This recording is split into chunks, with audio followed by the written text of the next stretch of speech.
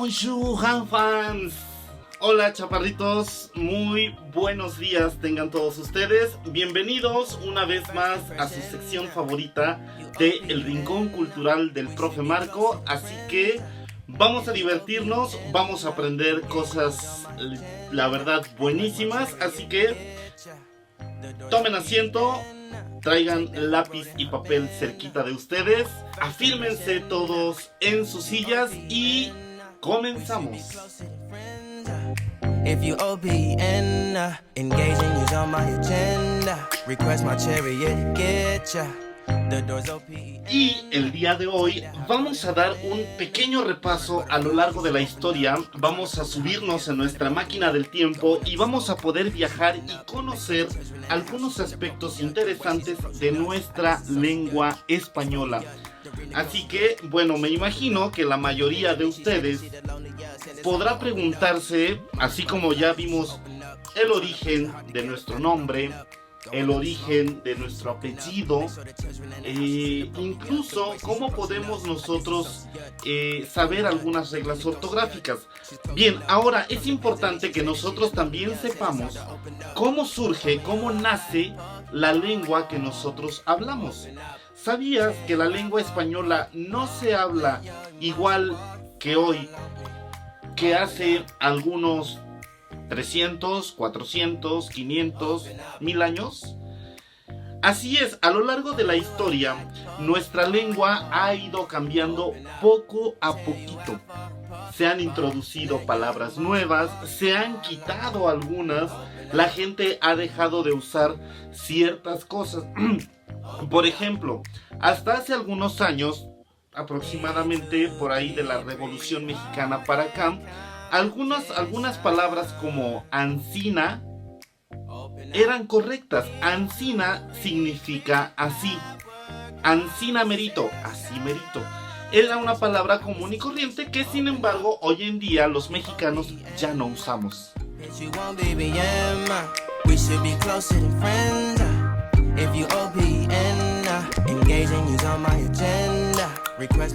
Y bueno, como seguramente tú sabrás a través de tus clases de historia, el español llega a nuestro país a través de los conquistadores españoles que llegaron directamente para conquistar los grandes territorios que existían en nuestro país.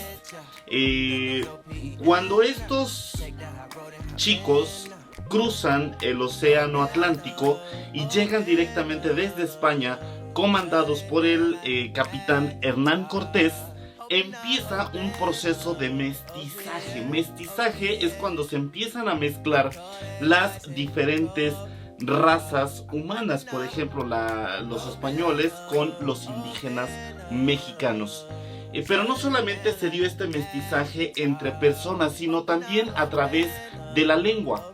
Es decir, ellos que traían un español de aproximadamente saliendo del medievo, es decir, un español bastante viejo que era combinado con algo de latín, llegan a nuestro país y empieza un proceso bastante interesante. Acompáñenme a ver esta apasionante historia.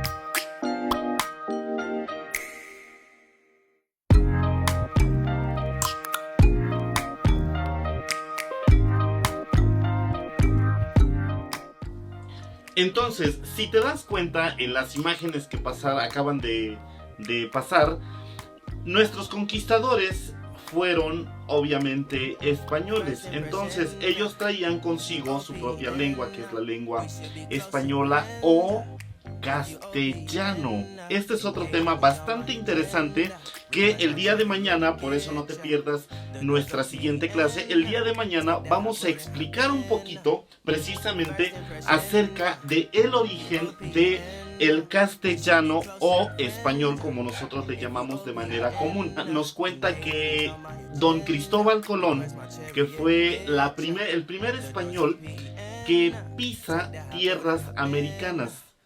¿Recuerdas ¿Qué pensó él cuando llegó a América? Que había llegado a la India. Por eso a las personas que conocen, que vivían en este continente, se les conoce entonces como indios. Con el paso del tiempo se descubre que efectivamente América no era la India, sino que era un nuevo continente al que ellos habían llegado y al que nadie conocía hasta ese momento. Ahora, una vez que ellos empiezan a instalarse en, me parece que la República Dominicana, Cuba, empieza el proceso y empiezan muchos españoles a llegar a la isla de Cuba. Uno de ellos era don Hernán Cortés, que posteriormente dice, yo creo que por acá debe haber más territorio, y efectivamente se lanza a la aventura con sus barcos, con sus hombres, sus armas y sus caballos, y llegan a el puerto de Veracruz, que en ese tiempo no existía, obviamente. Se conoce, llega y funda el ayuntamiento de la Villa Rica de la Veracruz, que hoy todo el mundo conoce como Veracruz, el estado maravilloso, precioso, hermoso y culturalmente riquísimo de Veracruz. Muchos de ustedes seguramente tienen familiares que son de allá y estoy seguro que les van a contar historias maravillosas, porque Veracruz es uno de los estados culturalmente más ricos de nuestro país. Ahora, si te das cuenta, no se llamaba Veracruz, sino la Villa Rica de la Veracruz. Veracruz, Vera viene de verdad o de verdadera, y cruz de una cruz. Entonces ellos fundan, Veracruz significa el lugar de la verdadera cruz. Entonces ellos fundan este nuevo ayuntamiento con el afán de ya no depender directamente de Cuba, y empiezan a conquistar poco a poco los diferentes territorios que existían a su paso. El primero de ellos, si no mal recuerdo, es el de los totonacos, que en ese momento habitaban en toda la región de Veracruz. Ellos a su vez se unen a Hernán Cortés. Hernán Cortés empieza poco a poco a tener un ejército más numeroso, no solamente ahora de españoles, sino que también de indígenas mexicanos que se van uniendo con él, porque existía un reino poderosísimo que eran los aztecas, al que la mayoría de ellos, una, le tenían miedo, y dos, le tenían coraje a los aztecas, porque ellos a su vez habían conquistado gran parte del territorio de México y habían sometido a las demás personas a que les tenían que pagar tributo, es decir, una contribución, vamos a decirlo así, de dinero o de cosas preciosas que en aquel momento se suponían. Y poco a poco este rencor, al ver que los españoles podrían derrotar a los aztecas, muchos indios o pueblos indios empiezan a unirse a Hernán Cortés. Entonces vamos a viajar un poquito a el territorio nacional y vean, en esta parte tenemos la parte de donde llegaron los españoles, que fue de la isla de Cuba, o en ese tiempo le llamaban la Española. Posteriormente Hernán Cortés entra por la ciudad de Veracruz, que está más o menos por aquí, por donde está mi dedo. Entra por la ciudad de Veracruz y va recorriendo a lo largo de toda esa flechita, llega hasta la ciudad de México Tenochtitlan, que era el imperio de los aztecas. Y si se dan cuenta, toda la parte que está en verde, toda esa parte era lo que dominaban en aquel tiempo los aztecas o mexicas. Entonces Hernán Cortés poco a poco empieza a conquistar todo el país, uniendo en su ejército a muchos pueblos indios de toda esta región de México.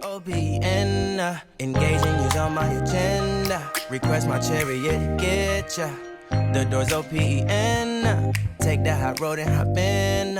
Monarch butterflies, you should open up. I'm trying to put your heart together. Ok, entonces, si estamos todos de acuerdo con esta parte de la historia de nuestro país, que fue la conquista de Hernán Cortés, Sin embargo, hay algo que a mí me ha gustado bastante y se los he comentado a ustedes en clase. México no era una nación solamente como tal, sino era un conjunto de un montón de naciones que ya existían desde hace mucho tiempo en nuestro país, y seguramente si tú has viajado a otra parte de nuestro país te darás cuenta que existen pirámides en Teotihuacán, por ejemplo, quien de ustedes haya ya visitado la pirámide del Sol. Existían los teotihuacanos, los olmecas, los chichimecas, los tarahumaras, los tarascos, los totonacas, etcétera, etcétera, etcétera. Entonces, lo que hizo Hernán Cortés a la hora de ir avanzando a conquistar a los aztecas fue uniendo en sí a todas esas tribus con sus diferentes lenguas. Uno de esos pueblos que Hernán Cortés iba conquistando hablaban su propia lengua, su propio idioma. Tenían su propia manera de comunicarse entre ellos y obviamente no era el español. Entonces, ¿qué sucedió?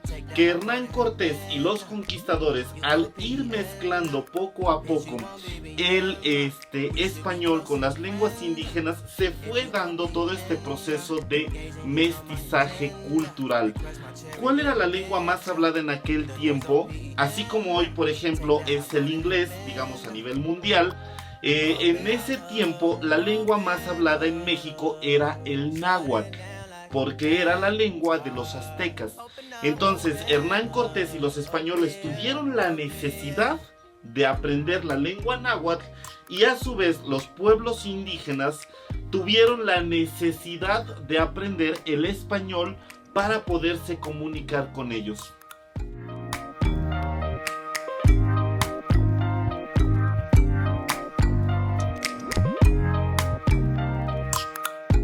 Este enorme, interesante y apasionante proceso de mestizaje cultural, nuestro país, nuestro maravilloso y precioso México, aportó 364 variantes de 62 lenguas indígenas diferentes.